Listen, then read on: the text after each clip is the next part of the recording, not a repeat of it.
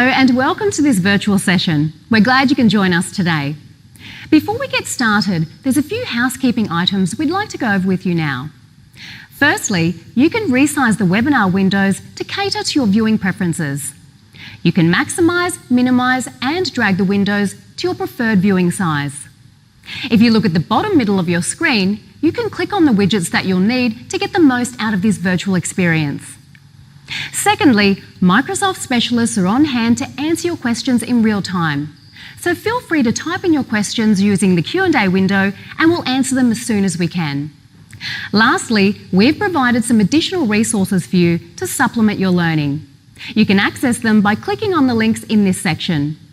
Without further ado, I'll hand over to our speakers. Hello, everyone. Welcome back to part 2 of SC-900, Microsoft Security, Compliance, and Identity Fundamentals. I'm excited to have you all back for another full day of security and compliance fun. My name is Chelsea Lee, and I'm so excited to be back here again with you today. And oh boy, did we learn a lot in part 1. We looked at all sorts of different security concepts like zero trust and the shared responsibility model. And I mean, we even had the opportunity to review some of the different security and governance solutions inside of Azure, like the network security groups or key vaults, as well as the security center. We actually left off right in the middle of Module 3, and that's where we're going to pick up today. The second half of Module 3 is all about security in your M365 environment. And then we have one more module in this class where we're going to look at compliance and internal governance tools for your M365 environment and your organization. We have a lot to cover today, so why don't we go ahead and get right to it. Ooh, one other thing.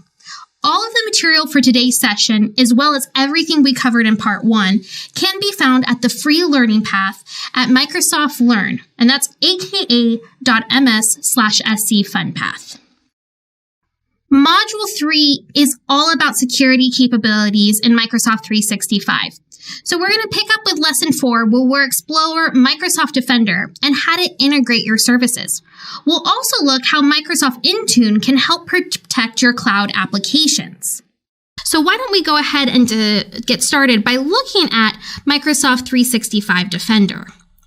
Now, attackers don't respect domain boundaries. They move fast across applications, endpoints, user identities, and data domains. And what they do is they establish a foothold, and they'll move laterally and live off the land. And to defend that landscape, well, that can be challenging. First, the amount of threat signals is just enormous, and it's exhausting your security team, which is already stretched to its limits. And this can cause alert fatigue. And they have to normalize and analyze it all in a timely fashion. And you know what? That's just impossible. And then signals across domains are often viewed in isolation. So your security teams can't see that lateral movement and persistence, much less see it in an overall context. And domain-based point solutions are often siloed with different teams working in each. So that context just isn't there, and it takes way too long to put the pieces together. Which brings us to my last point. When perimeter protection is domain-based, that means your response is too. If we only understand threat protection within the boundaries of a single domain, well, you may not discover or understand or be able to fix other problems that come along with it. Microsoft 365 Defender is an integrated cross-domain threat detection and response solution. It provides coordinated and automatic defense across all your service domains, and it's there to block threats before they become attacks.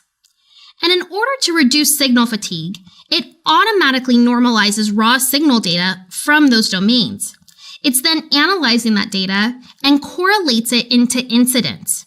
Then what it's doing is it's providing context to those signals so that your security teams can understand the story that the alerts are telling them.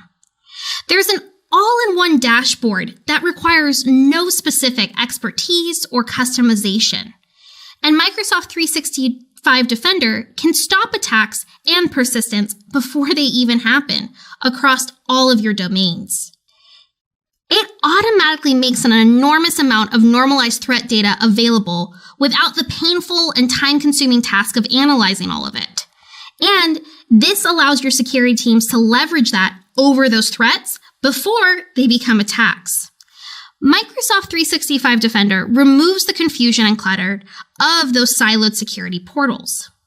This one solution that brings all of your threat data together gives you a rapid and complete response. For example, Microsoft 365 Defender automatically correlates domain-level signal data into incidents to give your security teams a full attack timeline.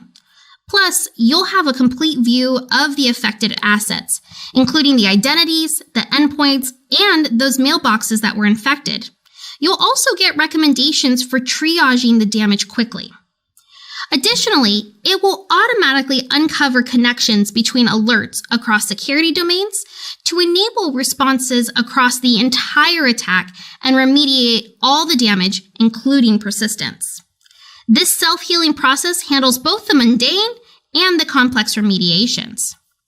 And last, automation and the artificial intelligence frees up your security team to focus on hunting for sophisticated attacks using the amount of data and the wealth of data that Microsoft 365 Defender provides. They can use their own organizational expertise and knowledge of internal behaviors to investigate and uncover the most sophisticated breaches, and it doesn't require any type of special skills or expertise to get started. And your security teams can build out their own custom workflows or even adjust some of the metrics to change the way that Microsoft 365 Defender protects your organization. And as a result, security teams now have the capability to focus on what really matters, keeping your organization safe. In this section, we'll discuss the 4 areas of your organization that Defender can help you protect. This is a key area to remember. Defender can help you protect your identities, your endpoints, your applications, and your email and collaboration tools. Let's start with Microsoft Defender for Identity. And if you've been working with Microsoft products for a while now, you may recognize the service as Azure Advanced Threat Protection, or Azure ATP. But the way that Defender for Identity works is that it's using your Active Directory data to constantly scan your environment and look for those threats. And one of the ways that Defender for Identity protects you against threats is by monitoring all of your users and their day-to-day activities. And what's happening behind the scenes is that Defender is building a baseline for normal activity. And so that way, if you have a user or let's say a group that's doing something that's a little bit out of the norm, Defender is going to be the first one to alert you that something's not right. And that way you can dig a little bit deeper for finding a potential threat. So let's say, for example, we have an employee named James, and they are always accessing their corporate account with their work phone or their corporate device. And when they're working, they're only using a specific set of applications. But one day, out of nowhere, James's account is logged on using a completely different device in a completely different area. And then all of a sudden, it shows that they're trying to access information that they've never used before. Now, since this is outside of all of James's normal activity, Defender is going to pick up on that change. And depending on the level of a risk, it's going to send an alert to the admins, and it may even potentially block James's account from accessing data. And so in this example, James's account may have been compromised. Maybe it's because his password wasn't strong enough, or maybe their organization didn't use multi-factor authentication. It can be for a number of different reasons. But Defender for Identity will help your users secure their account profile by providing your admins with security insights as well as best practices. Now remember, when your organization encounters an attack, usually that attack isn't going to try to go for the highest level of access first. Instead, what they're going to try to do is find a low-privileged user and attack them. Maybe they weren't up to date on their security, or they access a clear text password.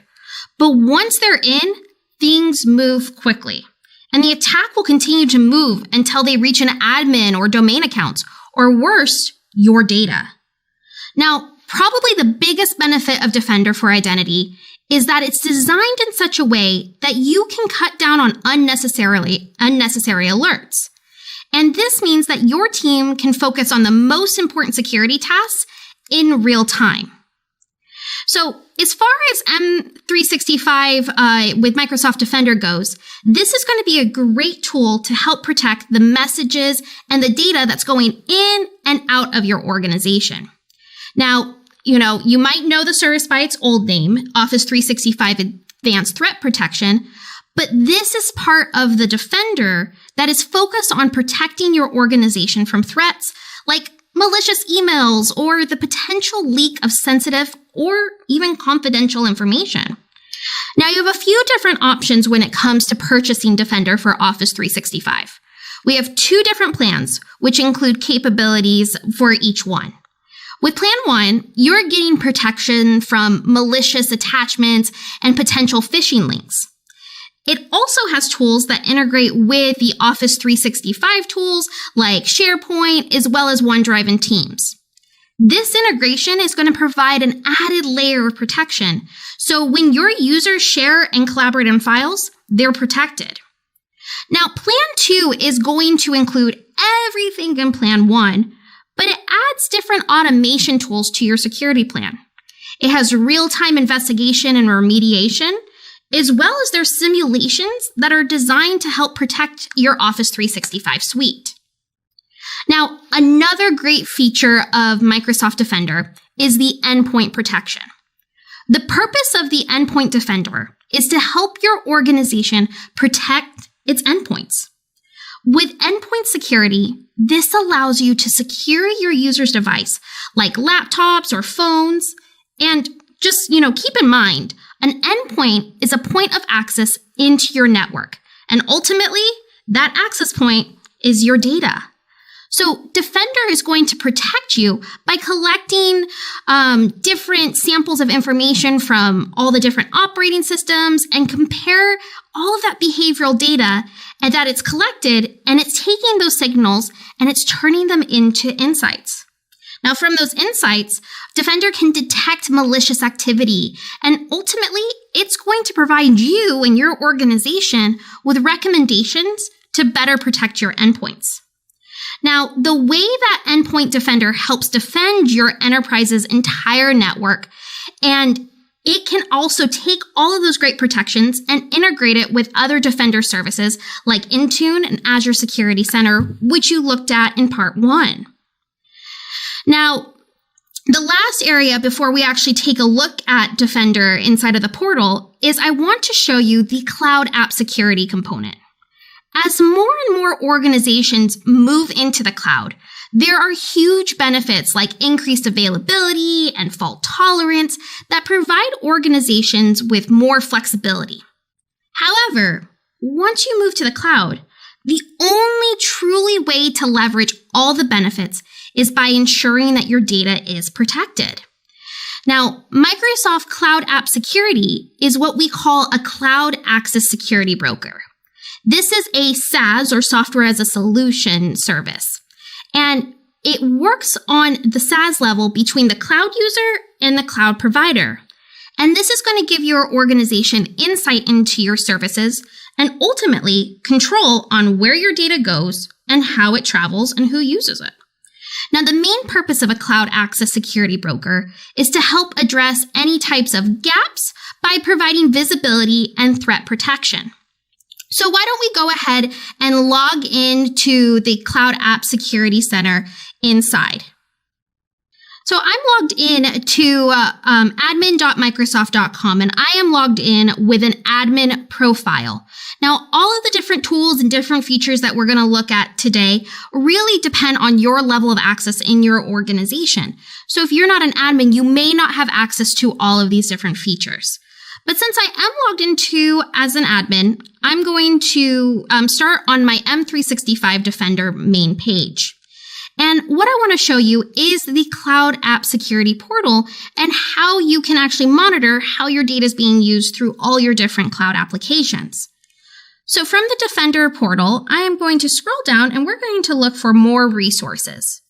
And this is going to show you different resources that are available in M365 Defender to help really manage compliance and security throughout your entire organization. And so you can see we'll have the Compliance Center, which we'll talk about later on in Module 4, Azure Active Directory. And we're going to scroll down and we're going to select Microsoft Cloud App Security. And once we select Open, we're going to be redirected to the Cloud App Security dashboard. Now, you can actually edit this dashboard to something that works better for you. We'll talk about some of the different open alerts. Now, I am in a demo environment, so your organization's dashboard may look just a little bit different than mine. So from the top of the Cloud Discovery page, I want to show you all of the different options inside of the portal menu. We're going to select Discover, and we are going to go to the Cloud Discovery dashboard. Now, this dashboard right here is going to give you a detailed view of all of the different apps that are either sanctioned or unsanctioned. And what we can do here is we can actually change out the time frame. We have the different snapshot reports, but we can see all of the different applications that are being used inside of our organization. We can see all the different IP addresses, how many users, and we actually even have them different widgets is what they're called, where you can sort it by the traffic, the uploads, maybe the application itself, or the different transactions. And so what I really like about this dashboard, it gives you a lot of flexibility on what you can change in your views and what's ultimately most important to you. So let's actually select our discovered applications. And what you can see here is these are all of the different applications inside of our organization that's accessing some type of data. And so we can see if we hover over here, we can see that we have our score, our upload, transactions, usage, and we can even sort it from least to greatest. And you can drill even deeper into each of these different applications. So let's say, for example, I am going to select, let's go ahead and select Zendesk. So this is where we can see the first time that this application came into our organization, the different download traffic, the number of users who are who are using this application in particular, the IP addresses. And as you can see, you can drill down into information of what's going on with this application in particular. So we can see the different compliance offerings, any type of legal information. And this is what's going to help you figure out, is this an application you'd want to use in your organization? Or is it something that maybe you need to look at something, maybe make some changes? So we can also see all the different IP addresses, and you can export this, either the top IP addresses or all. And the nice thing about everything inside of the Defender dashboard is everything's customized. So if you wanted to change the number of columns or the width or what you're viewing, you can even change the time frame. Now, you can see you can even sort your apps either by sanctioned or unsanctioned.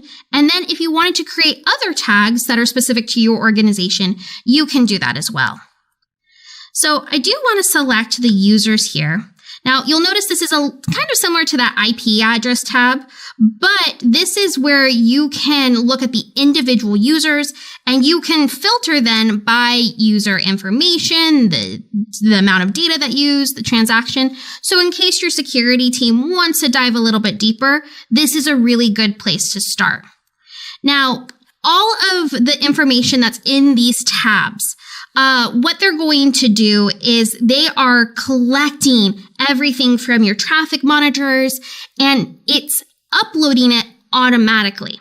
Now, you can choose to manually upload it as well, let's say from your firewalls or different proxies. But what's nice about this is going to pull all of that information together and it's going to allow you to basically dig deeper inside of the Cloud App Security module. Now, if I wanted to create, let's say, my own report, what I can do is if I select those ellipses, those three dots in the top right-hand corner, what I can do is I can create a Cloud Discovery snapshot report. Now, what I would do is this is where I could fill in all of the different details, maybe like the traffic logs, and it would allow me to upload and generate a report here. So this is if I wanted to create just that one snapshot report. Or if I wanted to select something like a continuous report, this is where I would still go to that same ellipses, but then what I would do is I would say I want to configure an automatic upload. Now, I don't have any data sources connected at the moment, but this is where you can actually add different data sources. So what I'm going to do is I'm going to select add a data source. And now you can see I have all of my different appliances if I wanted to select one. And then I can then pick the receiver. So if you wanted to create your own report, you have a couple different options with there. Now, one other thing that I want to point out is that on this page, you can actually connect your own apps using the app connector. So I am actually going to go back up here to the main page in the dashboard. And then what I can do is I can go to my Cloud App Catalog. And this is where if I wanted to add any type of different applications or review them, I can do that here. So again, the nice thing about the Cloud App Security module is you have the ability to deep dive into all these different categories, and you can really do different investigations. So coming back out to this dashboard, we can see here, I have my open alerts, and you can see that they're rated on severity levels. Good news, it doesn't look like anything's too crazy going on in my environment. And we can also see, we have a user that we might need to do a little bit more investigation on. So there might be something fishy going on with their different applications that they might be using. So let's go ahead and take a look at the different alerts. All right. Now we can see here an activity from an infrequent country. So remember our character from early on, James? This might be there. We had some type of logon or a password breach. And so we might be accessing an application or trying to access some type of data from a country or a location that we don't normally see. So if we wanted to dig a little bit deeper, so we can actually see this is an admin account. So this is definitely one we want to check out right away. And we can see important information about this particular user. So this was accessed inside of the US for the first time in 25 days, meaning maybe James is based in another country, maybe Germany or something like that. And now we're accessed inside the US, and James's role doesn't really require them to travel. So, this might be something we want to investigate a little bit more. And so we can see where the logon, we can see the device, the date, information, everything. So this gives you that full insight into looking into the different activities. Going back to the dashboard, now we can see that user, it also gave us, based off of the suspicious activity, it actually flagged that user of, hey, we might want to do a little bit more research. So in this case, we have our investigation priority level. Now, the risk level is still marked as low. So, maybe they're not trying to access any sensitive data or confidential data or even exporting data.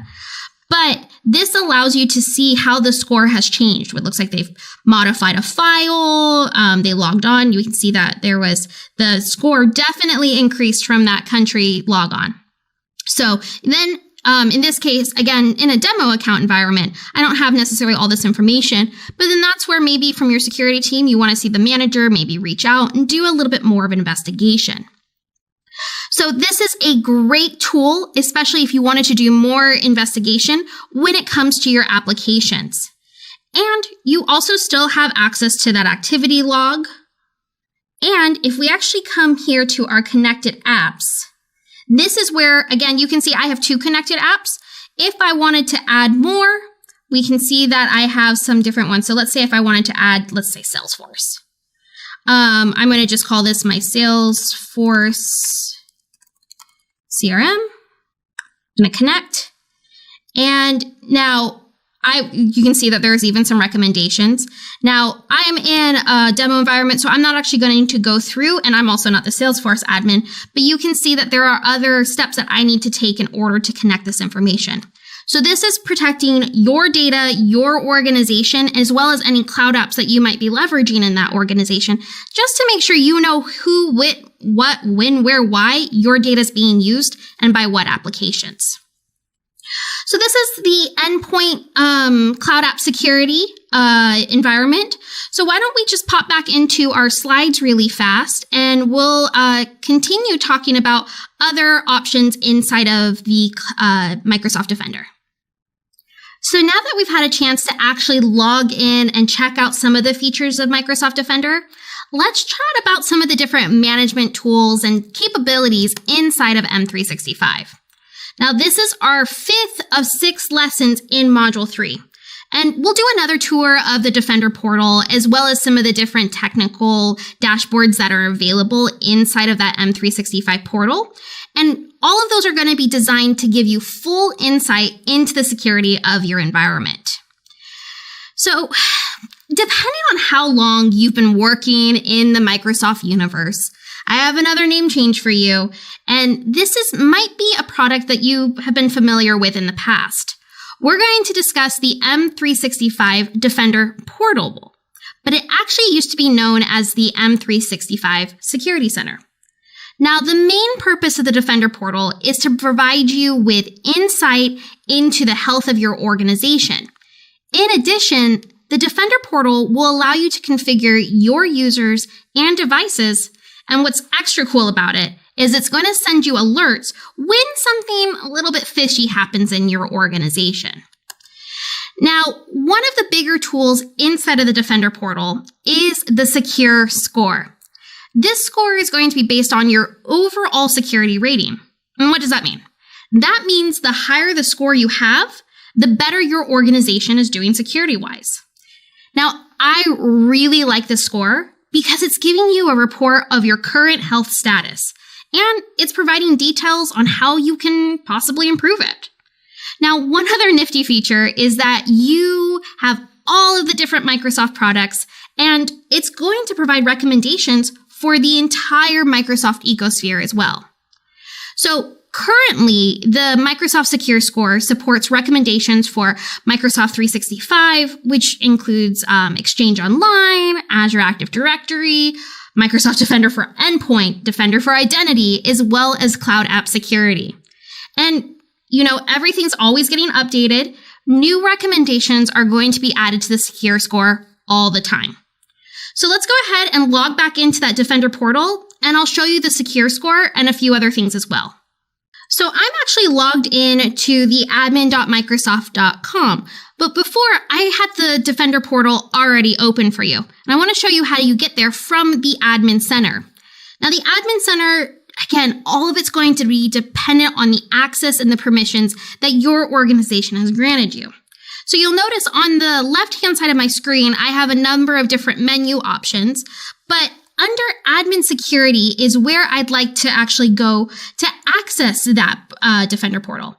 So once I select Security, I'm going to be redirected to that M365 Defender portal that we took a look at when we looked at Cloud Security. But this is where I can actually go into my dashboard, and you can see here there's a little bit of a tour here, but we have these cards. And these cards are really neat because you'll notice first what we have is our Secure Score. Then you can see I can have different options and different cards that are basically giving me that quick snapshot where I log into one place and I have a full overview of what's going on in my organization. But let's look specifically at our Secure Score. Now that Secure Score is going to be based off of everything that's going on in our organization. Now we can see we have some things based off of identity, our different apps, and we can even view our historical data as well. But what I want to do is I want to select Improve My Score. And this is going to give me all sorts of different actions. And so even let's say that your organization, this is your first time really looking at your security, which I hope this isn't your first time, but let's just say it is. And you have a real low security score. These improvement actions are going to give you a great starting place. And on top of that, they're going to walk you through how to remediate maybe some security issues going on inside of your organization. So we can see right here, they're also ranked on order of importance and what's going to have the greatest impact on your overall security score. So we can see, imagine this, requiring multi-factor authentication for your administrative roles. And just a real quick topic on multi-factor authentication. I know you discussed it a little bit in part 1, but we don't want to rely on just passwords. So, let's say that I'm in the break room and we're hanging out and, I have my coworker, Nick, who comes in and, we're just talking and I happen to, we say my birthday's coming up and I talk about like my favorite pet or maybe the street I grew up on. And all of a sudden, Nick might be able to piece all of those things together and figure out my password. Now, I'm not saying all of your coworkers are out to figure out your password.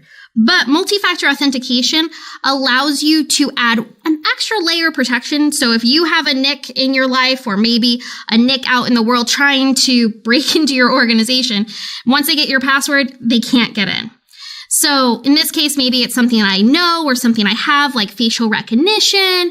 Maybe it's some type of key on your phone or a tool like an authenticator. All of that is going to add that next level. And especially for administrative roles, oh my goodness, yes, you definitely want to add that.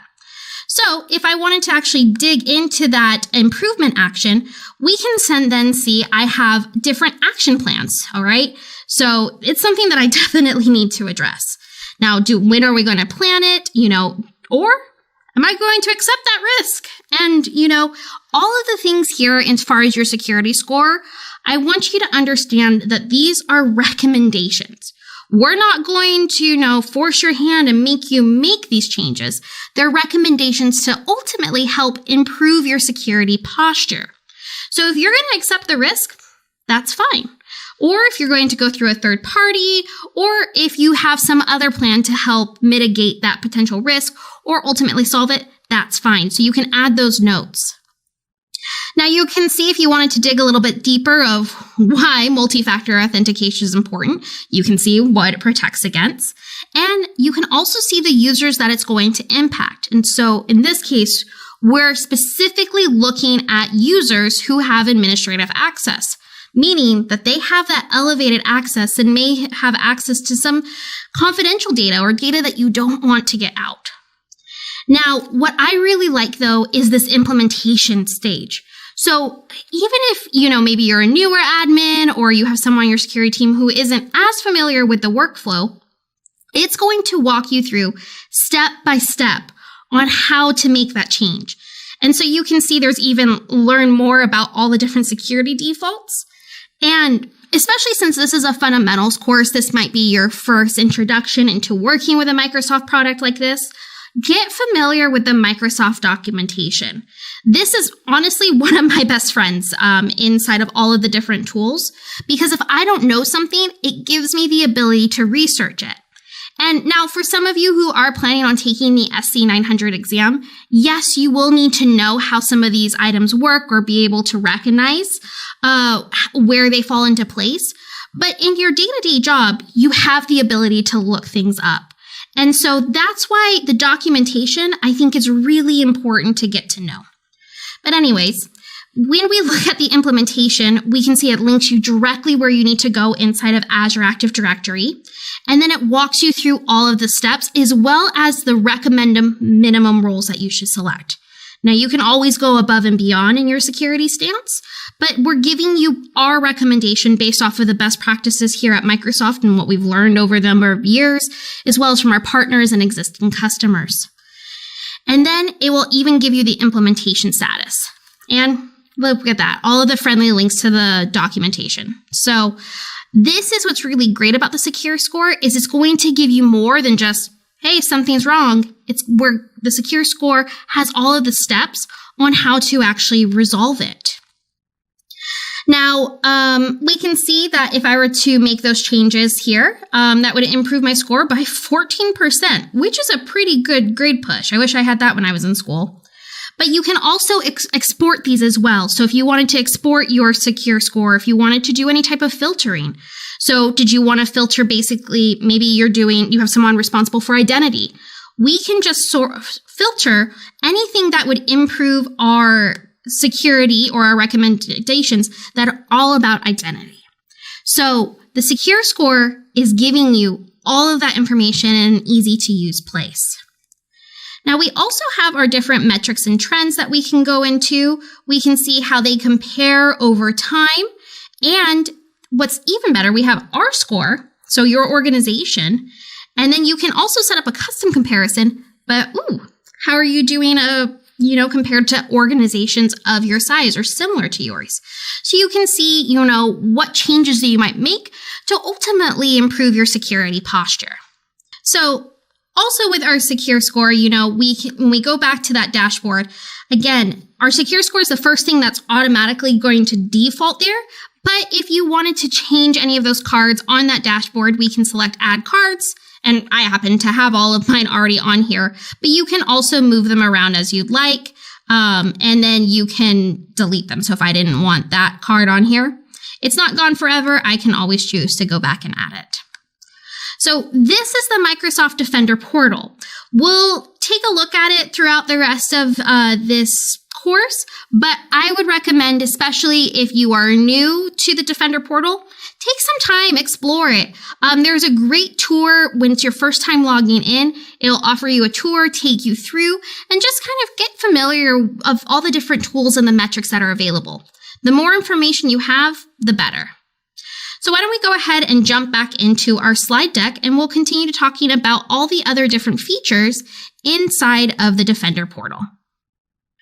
Now, like I said, exploring the Defender portal is going to be one of the best things you can do once you access your admin profile. And that's because I want you on your own to take a look at the different reports and incident features inside of the Defender portal. Now, there is an entire report section that has every type of security report that you could possibly fathom. And this encompasses your entire organization. Now, there are general security reports, that's going to give your admins the different trends and security statuses, but you can do so much more. You can download the reports, like say on your endpoints, and see, what the health status of your different devices in your organizations. Or you can build out, let's say, an email and collaboration report that's going to provide different recommendation on how to improve your security stance as different users in your organization send communication. In short, these reports are going to be your best friend when it comes to monitoring your different workloads across Microsoft. And it uses all of the same information that we've been discussing today. But what happens when there's an incident? Keep in mind that an incident just means that, if there's an alert on some type of suspicious activity. Doesn't necessarily mean that there's been a breach. But these incident alerts are going to be automatically generated by the endpoint defender. Once your security team gets that alert, well then, that's where they plan their next step. Maybe they need to figure out where the attack started. And once they know where it started, they can then begin their investigation and figure out the entire scope of the attack. And then from the scope, figure out where it happened, the method that was used, and then we're figuring out the severity of the attack and the next best steps. In the Microsoft Defender 365 portal, you can manage all of the different incidents on your devices and your users' accounts, and even your mailboxes. All of the incidents are going to be automatically assigned a name based off of that alert. From there, you and your team can investigate and manage the full process. Now, we just have a short little lesson left in Module 3. This is going to be a specific service that's focused on your mobile device management and your mobile application management. That is Microsoft InTune. Our focus is to support how your organization manages all of its devices, phones, tablets, or even your laptops. We'll look at how you can set a specific policy to control your applications. So, what Microsoft InTune is, it's a mobile device management, or MDM tool, and a mobile application management tool, or MAM. So with InTune, it can be used, like we said first, as a mobile device management tool. This is what we use for devices that are owned by your company. Think of this like your business laptops, your phones, And you have full control over these devices with InTune. Now, what's really nice about this is that you have a complete inventory of all your devices. And if there's updates, well, you just push them out. And then you can see the standing of all of the corporate health standards with each device. Now, a huge benefit is, let's say that, you have someone in your organizations and they jailbreak a corporate device. Well, once it's jailbroken, immediately blocked. And let's say, for example, if someone loses a device or it's stolen, you can immediately remove all of the data so that way you're not risking any type of compromise. Now, on the other hand, we have the mobile application management tool, or you might know it as MAM. What this does is it gives your admins the ability to protect your data at an application level. So where this is really nice is if you wanted to have a bring your own device policy, you as an organization still have control over your data on the application level, meaning you can control what applications can access that data. And that way, you're not enrolling that entire device in InTune. Again, this is giving you control over tracking of how, what, when, where, and why your data is being collected. And if someone loses their phone or if it's stolen, you can wipe your corporate data without impacting, your user's device. So you have control of the data that's regarding your organization, but it doesn't impact anything outside of that. Now, inside of InTune, you have what's called an endpoint security node. And this is where you can configure and manage all sorts of different security tasks. In the endpoint security node, you have the capability of looking at all your different devices and seeing which device is compliant with the policies that you set, and also how to remediate them. This is where you set a security baseline. So let's say, for example, I wanted to automatically require a passcode, maybe if I wanted to have certain strength or different numbers, characters, or if I wanted to disable maybe a basic authentication. This is where you get to set those different baselines. And the other thing in the endpoint security node is that you can set your different firewalls, your antivirus tools, and you have one place where you're managing all those different segments. Now, Microsoft Defender for Endpoint can also integrate with InTune. And so that way it can help you prevent any type of security breaches and ultimately the potential impact of that breach inside of your organization. And, it's nice because it's a Microsoft product. So you have the ability to use that role-based access control easily. And so you can limit what a user can and can't do within that device based off of their role. So I hope you see, as we look at the different endpoint security tools, InTune, all of that, this is all going to come together, and that Defender dashboard is going to be a great spot for you to look at. And that, like I said, was a short little lesson, but that actually wraps up the second half of Module 3. So let's just do a quick recap. So far, we've learned about Microsoft Defender for Microsoft 365 Defender and all of the different components. We've also looked at the different identity and endpoints and all the different applications that you can connect and ultimately have that bird's eye view. We've looked at how you can manage all of those different capabilities as well as even integrate a service like InTune. All of this information is available for free on the Learning Path, and you can find that at aka.ms/scfunpath.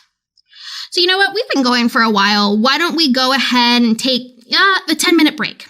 This will give you a chance to stand up, maybe stretch your legs, grab a drink of water, and we'll see you back here for our final module of SC-900, and that's going to be Module 4.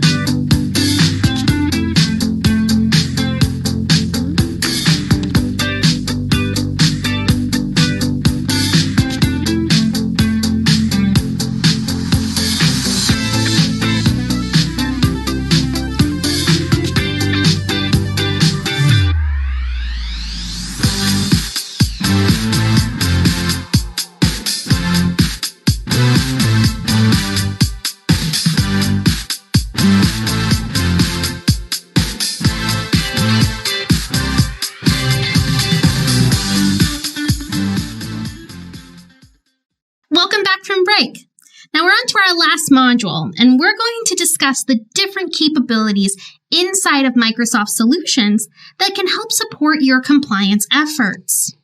And in this module, we have 5 different lessons that we'll be looking at, starting out with just discussing the different capabilities that are designed to help you with your compliance and ultimately protect your data.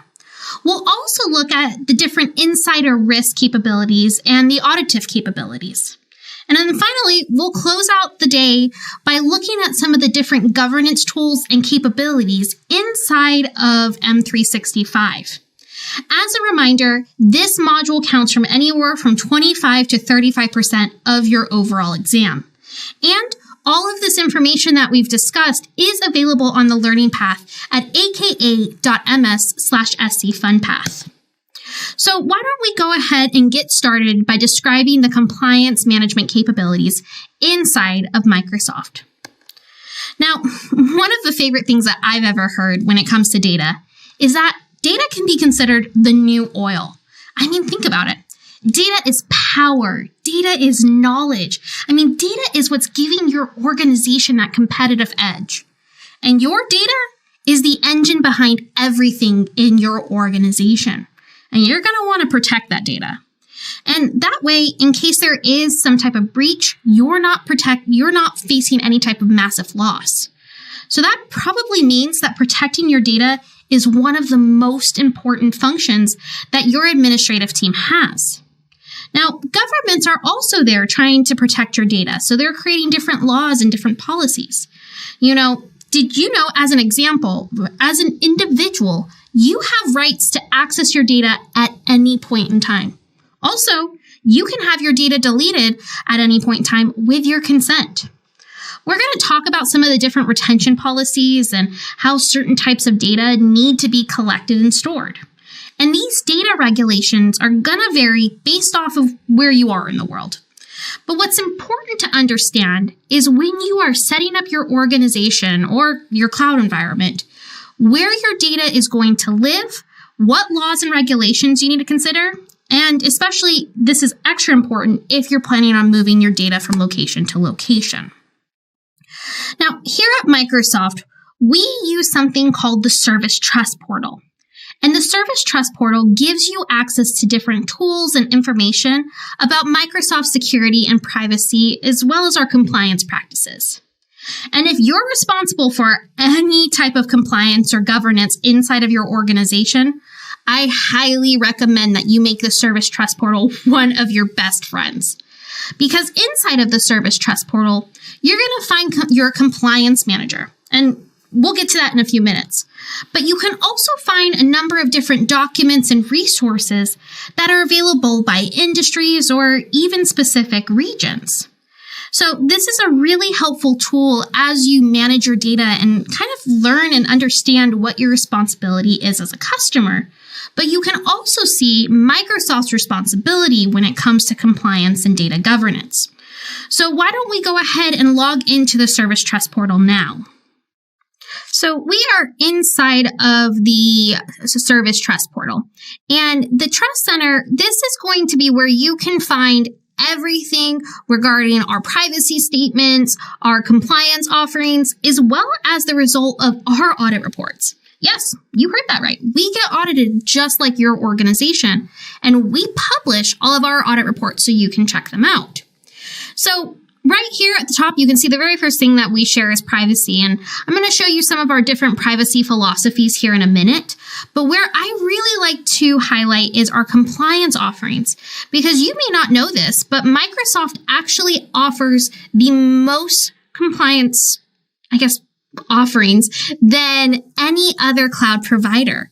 So if you actually scroll down here, you can see a full list of the compliance offerings, our results of our audit reports, and then we have some extra reading for users who may be in specific roles, like think your legal or your risk management.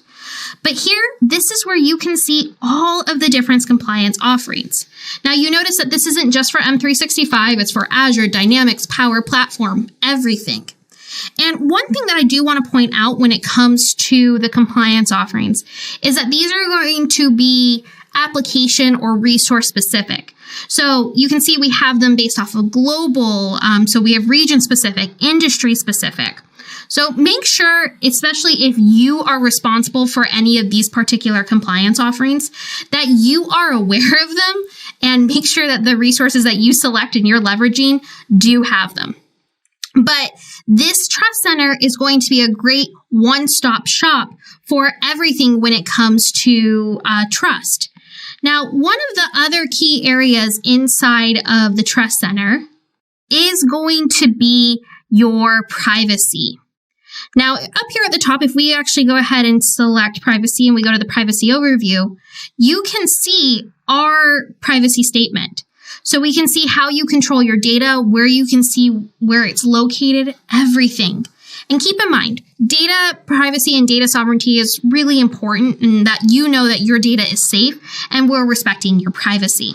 So again, our audit reports are going to be here. You know, the consent, why we are collecting your data. So all of that information is going to be inside of the Trust Center. Now, I actually want to switch back to the slides and talk a little bit more about privacy here at Microsoft. So inside of the Trust portal, you saw we have our privacy statement. And that's something that's so important to us. I mean, we want to make sure that all of our products and services are running on trust. And one of the ways that we focus on your privacy and building your trust is we've actually created these 6 privacy principles. And we use these when it comes to making decisions about data. Now, this is helping us determine how and why we are collecting data, and then ultimately what we're doing with it. So why don't we talk about these 6 principles? First, we have control. And that control we are putting for you as the customer. You are always going to have total control of your privacy, and you're going to have the tools to make the best choice for you and your organization, which kind of leads us right into the second principle of transparency. We are always going to tell you what your data is being collected for, why we're using it, and what we're planning on doing with it. And that way, you as a customer can make informed choices when it comes to what data you share and maybe what data you don't. And any data that we do collect, you can rest assured it's not being, shared or being sold. It's going to be protected with our strongest security and our strongest encryption. And, we want to protect your right to privacy. This is your legal right as a consumer. And like I said, the data that we do collect, we're not selling it to be used for targeted marketing. So that means if you're chatting in Teams or sending an email, you won't get that pop-up of an ad later. But at the end of the day, the reason we are collecting data is to provide better services to you and really make your overall experience better. And what that means is that we're only going to collect data when we can use it to make your experience with Microsoft better. Now, if you wanted to look at all the different privacy principles in full, again, that privacy principles and the privacy policy are in the Microsoft Trust Center. Now, within the Service Trust portal, we have another great tool, and this is called the Compliance Manager. Now, the service, like the Trust Service portal, is available to anyone, whether you're a Microsoft customer or not. But to get to the Compliance Center, this is only available to customers with an M365 role of a global administrator or something with similar permissions. Now, the Compliance Center is going to give you that 50,000-foot overview of how your organization is performing against the compliance standards that you set in place. Now, one of the best parts about the Compliance Center is that you can set up alerts and really make sure that you're meeting all of those outlined requirements. Now, as an administrator, you're going to have access to the Compliance Manager, which will help you easily set up your compliance standards. Whether that means you're taking inventory of all of your data protection risks, or if you need to implement any type of controls. This is going to be your one-stop shop to help you keep up to date with different regulations and different audit standards. The Compliance Manager will help you reduce your overall risk. And inside, we have a dashboard with a number of pre-built assessments based off of your region or your industry. That way, if you have any admins, they can customize those assessments to better really fit your organization's needs, or, they can just use them out of the box. Now, one thing I really like about the Compliance Manager is it can take some of those really complex, hard to understand languages around some of those different regulations and standards, and it puts them into a more simple, kind of easier to understand framework. And on top of that, you get those out-of-the-box assessments that can help you with your compliance needs. So when you do run those audits, you can see how you can make improvements based off of those different recommendations. You're getting more than just recommendations. You're getting step-by-step guidance on how to implement the solution that was recommended. At the end of the day, this is going to help you prioritize your actions and make sure that you're achieving the optimal compliance standing for your organization. One of the components of the Compliance Manager is something called the Compliance Score. The Compliance Score measures the progress of your recommended improvement actions that are helping reduce your potential risk when it comes to compliance. Now, the key thing that I want you to remember here is that there's a difference between the Compliance Manager and the Compliance Score. The Compliance Manager is a solution that's for your admins to manage and track different compliance activities, where the Compliance Score is a calculation of all those different activities across your entire organization. Now, your Compliance Score lives in the Compliance Manager. Now, one thing before I actually log into the Compliance Manager portal is I want to make sure you understand how your Compliance Score is being calculated. Your overall score is based off of two different types of actions. You have the ones that your organization needs to take and the ones that Microsoft is managing on your behalf. Now, inside of there, we have what we call our action types or the actions subcategory. And this is going to be based and scored whether they're considered mandatory or if they are considered discretionary. Now, within there, we also have preventative, detective, or corrective. But how about this? Why don't we actually log into the compliance portal and I'll show you both the Compliance Manager dashboard and your compliance score. Now, the way that you get to the Compliance Center is going to be by going to admin.microsoft.com and opening the Admin Center. Now, you do need to have admin credentials to do this. But from the Admin Center, I am going to actually scroll down and select Show All. And we are going to select Compliance. This is going to take you to the M365 Compliance Center. Now, this home page that we have here, this is completely customizable. And this is where you can see your organization's compliance standing. Now, you can actually move these cards around if you'd like. You can add different cards. So we can see here, right up front, we have our compliance score. So this is the Compliance Center main page, the admin portal. But let's actually go look at the Compliance Manager. So to select to get to your Compliance Manager, right here on the left-hand slide, you're going to select Compliance Manager. Now, this is your overview page of your Compliance Manager. So we can actually see our compliance score here. And if you look, you can see that there are two different pieces that's making up your score. First, we have 86 points out of almost a little over 8,000. Those are the ones that's earned by my organization. And then we can see the points that Microsoft is managing and the actions that Microsoft would be responsible. Now, we can see that Microsoft has all their points, but looks like we have some work to do on our end. So if we actually go up and in our compliance score is we can actually take what we call improvement action. So if you actually scroll up to the top of the Compliance Manager, you're going to select improvement actions. And the first thing on the list is a recommended enabling self-service password reset.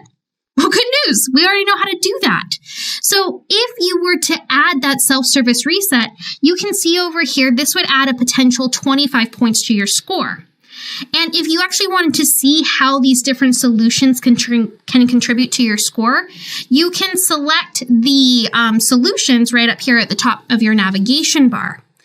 And we can see all sorts of different areas and the number of points that are possible if you were to fix these. And remember how we talked about built-in assessments? Well, you can see all these different assessments that are made by Microsoft. So you can see this data protection baseline. This is actually one of those built-in assessments that are inside of the Compliance Manager.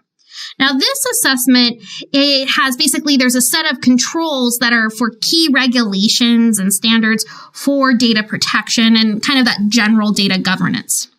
Now, with all of these different improvement actions, the more that you take and, the more assessments that you use, the better your score is going to be. And ultimately, the better your compliance standing will be. So moving on to our next lesson, we're going to explore some of the different governance tools that are available in M365. And your organization has all sorts of different data that it needs to protect. This can be the financials, the organization, industry secrets, or even personal information of its customers and your employees. And we have tools inside of M365 called Microsoft Information Protection. Really, its main job is to help identify, classify, and ultimately protect your business critical data. And on top of that, we have something called Microsoft Information Governance that helps manage the life cycle of your data. So that way, you're only keeping the data that you need to, and you can delete the rest in a secure way. Ultimately, all of these tools are going to work together to classify and protect your data to keep it safe for its life, wherever it may go in your organization. And we've already had an opportunity to look at the Compliance Center as far as the different compliance standards that your organization may need to adhere to. But we also have a tool that can help classify your data. So let's say you wanted to protect any type of sensitive data like maybe credit card numbers or bank account numbers or social security numbers. All of these have a specific pattern. And within M365 Compliance Center, you can actually train the system to classify this type of data and then prevent it from being shared outside of the organization or maybe even being shared with the wrong people. Now, on the back end, the way that the classifiers works is it's using artificial intelligence. So you can actually leverage, we have what's called pre-trained classifiers, and these are all ready to use and, they're ready to go with recognizing certain types of data. Maybe it's like profanity or like credit card numbers. And you can even create your own classifiers, like if you have your own unique patterns with your contracts. As you classify your data in your organization, you can actually use different explorers to see the different data that's being classified and how it's being used. And then you can drill down into any label and see where it's stored, the last time it was opened, or who has seen it. And we also have the Activity Explorer to see where labels were changed and when. Now, another way that you can protect your organization's data is through different labels and label policies. Inside of M365 Compliance Center, you can enable labeling your documents or your emails. I want you to think of these like a rubber stamp on a physical piece of paper.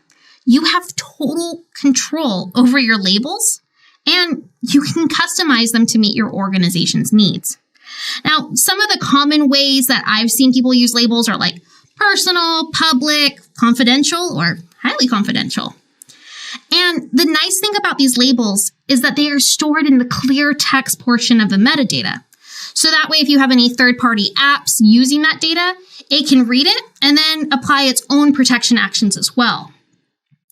And when you apply the label, it's going to follow the documents or the emails as it moves around. So that means it's always protected, even if that data is changing hands. Now, once you create your labels, you can then create label policies. And these label policies create structure around what can happen, like when a document is labeled a certain way. So let's say, for example, you have a project or a team who's working on something highly confidential. And you create a label policy that will only allow members of that team to view the document. And if they want to remove that label, you can actually require a justification to be sent to your admins before that change can happen. So I want to log back into the Compliance Manager, and I'm going to show you how you can add your own sensitivity labels to documents. So as a reminder, sensitivity labels live inside of the Compliance Manager. So what I'm going to do is I'm actually going to scroll down here to Information Protection. And here, this is where all of the different sensitivity labels for my organization live. I only have 3 right now, but we can see that we have this confidential finance one. And I'm actually want to show you what it looks like and how it's set up. So we're going to edit this label. Now, first, what we have is we have the name and the descriptions. You'll notice that there's a description for admins and a description for users. Again, those are customizable to you. If we go to next, now you can see the scope. Now, in this case, I'm applying this to files and emails, but you can also set it for specific groups like SharePoint or Teams. So we have files and emails. And now this is the protection setting that I'm selecting. So do I want to encrypt the files and emails, and do I want to mark them? And marking them, think of it as like adding a header or a footer or some type of watermark. In this case, I want both. Now I need to control who can actually access that information. So right now, I am going to determine, I want to configure the encryption settings. And right now, the users and groups, you can see the finance team is going to be the main user and group who have access to this particular data that's labeled highly confidential finance. Now, you can see access to the content doesn't expire, but if I wanted to, I can actually set it to a specific date or after a number of days that label is applied. So if we go next, this is where that content marketing comes in. So I can have it as a watermark and I can customize that text, or I can also add a header or footer or some combination of them. If we go next, this is what's going to then allow us to apply auto labels. So if we don't use auto labeling, it's just going to be a drop down menu where you can select highly confidential and then it will apply and encrypt the data. But auto labeling, again, it's going to have a set of conditions. And in this case, if it has both an ABA routing number and credit card information, and again, remember, it's using that AI to recognize patterns of data. If it has both of those, it's automatically going to apply that financial confidentiality label to this document or this email. Ooh, and I forgot to mention one thing. Watermarks, which is what we have applied in this label, cannot be applied to emails. It can only be applied to documents. So you can see is when the content matches these conditions, it's automatically going to apply that label. And you can even have a message pop up when a user has met the conditions to apply that label. So I'm going to go ahead and select next. Now you can also add different protection settings. I'm not going to mess with anything here. And again, if you wanted to use it for apply this to your SQL databases, you can also do that. So there we go. We have our label. I'm going to save it. And our label has been saved. So this is where we can then apply the policy. Now the policy here, if we go up to label policies up here in the top navigation bar, you'll see that this is going to protect any of our financial data for our environment, in this case, Contoso. Now, this policy, you'll see I have a setting here. It's already published, but if a user wants to remove this label, so let's say it did have bank account information, that routing number and a credit card number, they just can't remove that label. In fact, they actually have to provide a justification.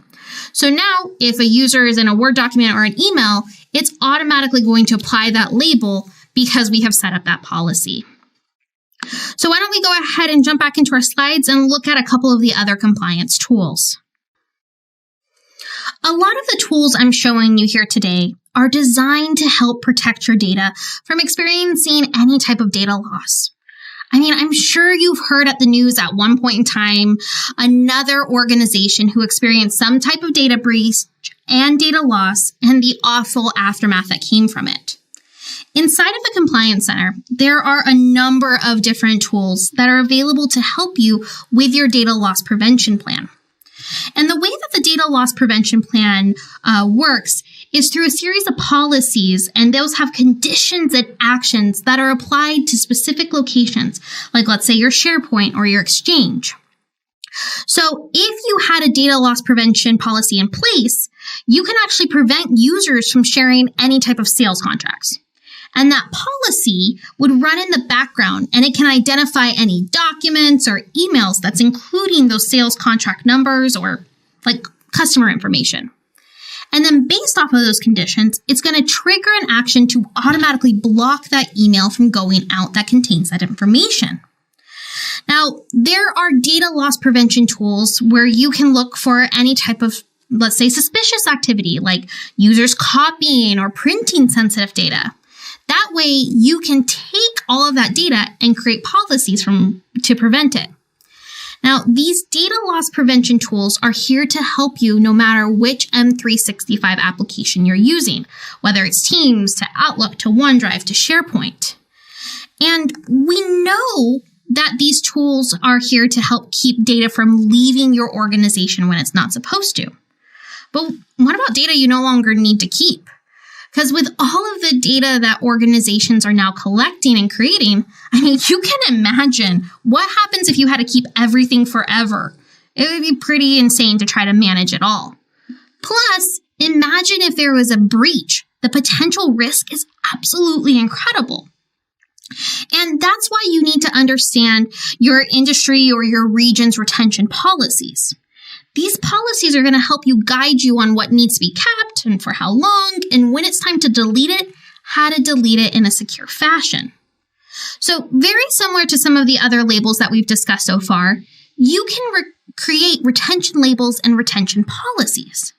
So let's say I have a SharePoint site, and this is for my team, and all of the information in it needs to be retained for 5 years.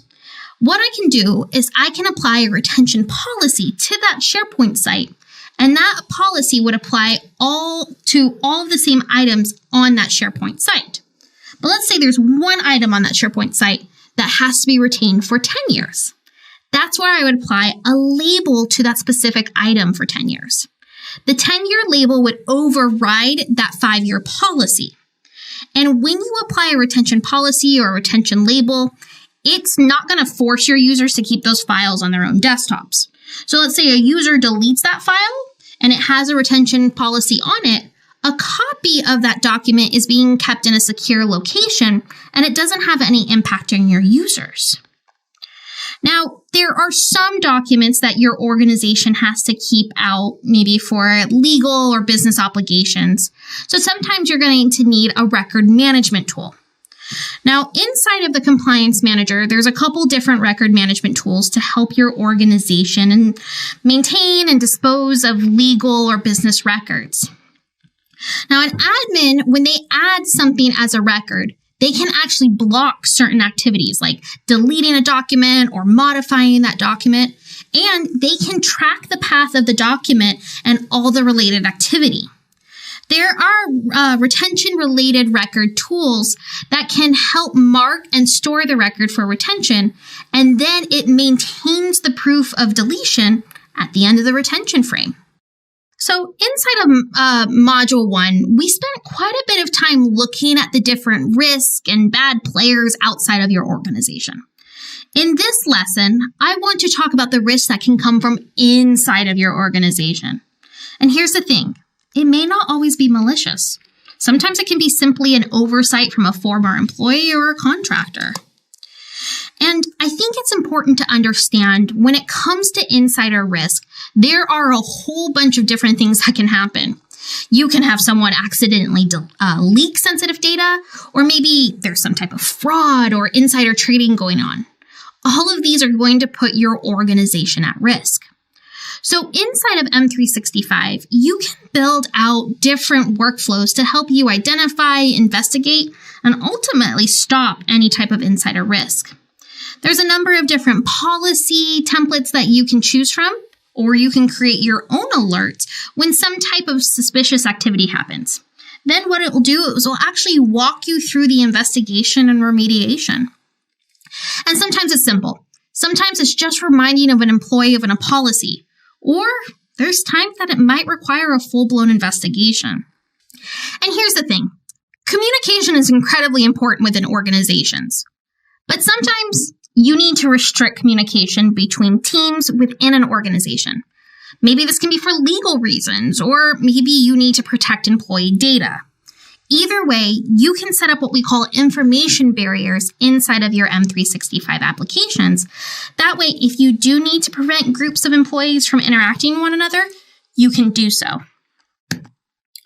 So, in our first session, we spent quite a bit of time discussing just-in-time access, where you're only giving a user the access they need for a very specific amount of time.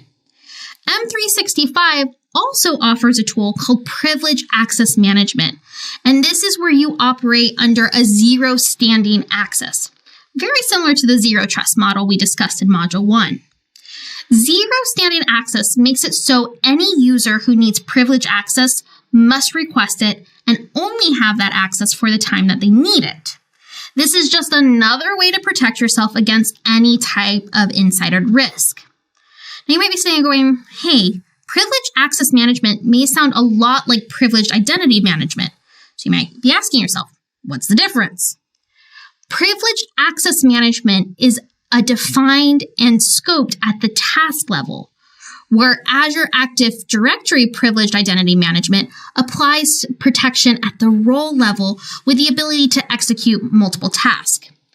Azure Active Directory Privileged Identity Management really focuses on allowing managed access for Active Directory roles and role groups, while Privileged Access Management in M365 only applies at the task level. There's one last area that I want to talk about when it comes to insider risk, and that's what happens if you need to let maybe like a Microsoft engineer log into your environment with you to help out with a support ticket. And remember how I said we really want to protect your data here at Microsoft? I mean, that includes protecting it from us as well. You have total sovereignty over your data. We can't see it unless you give us explicit permission. And that permission and that access comes to what we call the customer lockbox.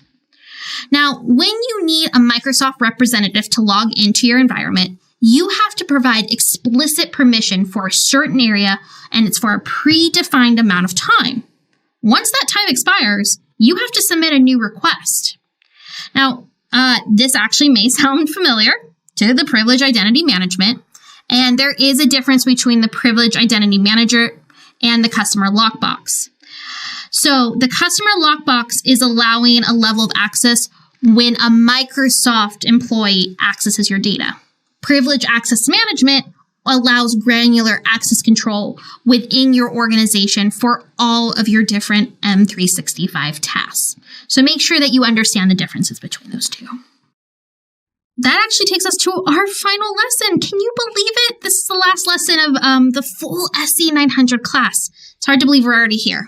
But for our last area of M365 today, I want to spend some time discussing what tools are available to you and your organization in case you're involved in any type of audit or legal situation.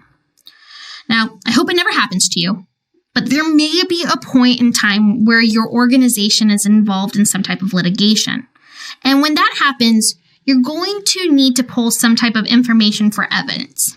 Now, the good news is that this information is usually coming in some type of electronic form.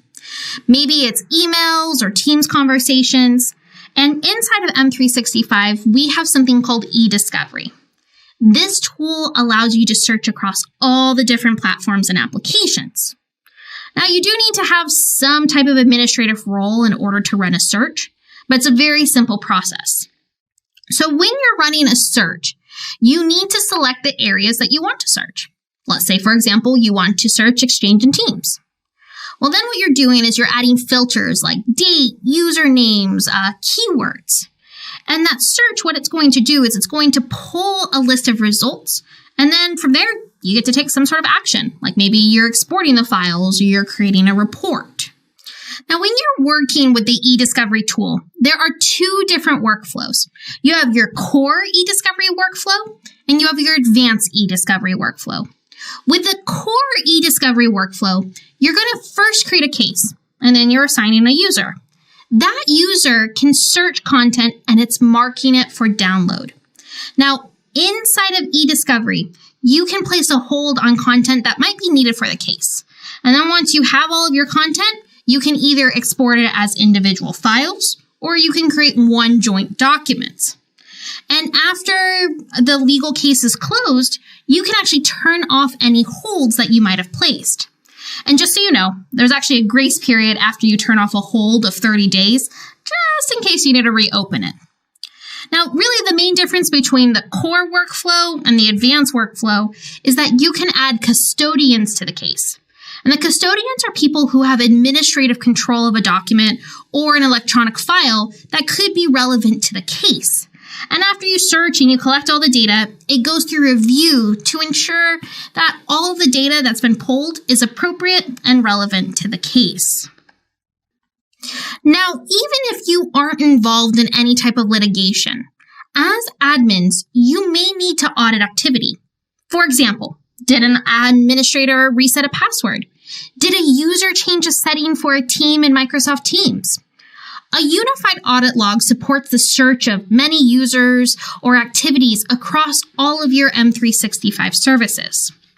When an admin audits an activity, that audit record is generated and it's going to be stored for 90 days.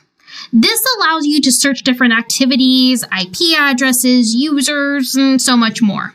And all of these items can be exported to a CSV file. The advanced audit keeps all Exchange, SharePoint, and Azure Active Directory audit records for 1 year. And keeping audit records for longer periods can help with, let's say, ongoing forensic or compliance investigations. Microsoft now has the capability to keep audit logs for 10 years. At the end of the day, your admins have to have the ability to keep their eye on the activity in your organization. And that, my friends, brings us to the end of Module 4. We've covered quite a bit today. We spent time looking at the Compliance Center and different tools that are available to your admins. Just think about some of the different tools we've looked at. We've looked at labels, data loss prevention tools, audit capabilities, all in M365. All of the information we've covered today, as well as the information in Part 1, is going to help you prepare for the SC-900 exam.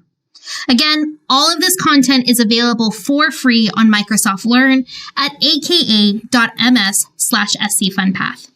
My recommendation is that you go through each of the modules in the learning path just one more time. Take those knowledge checks. This is a good chance for you to review and maybe see areas where you need some additional studying. And if you are planning on the SC-900 exam, which I hope you are, you can expect about 50 questions on the exam.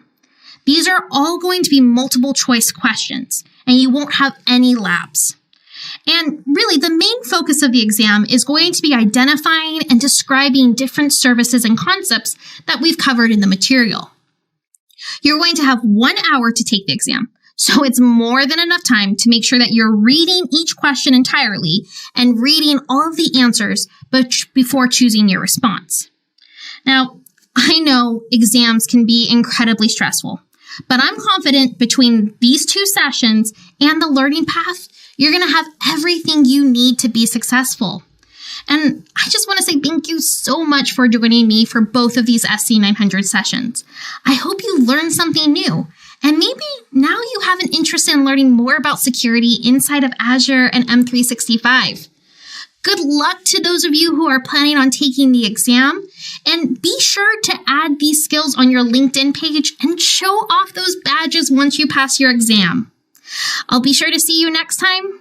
Bye, everyone.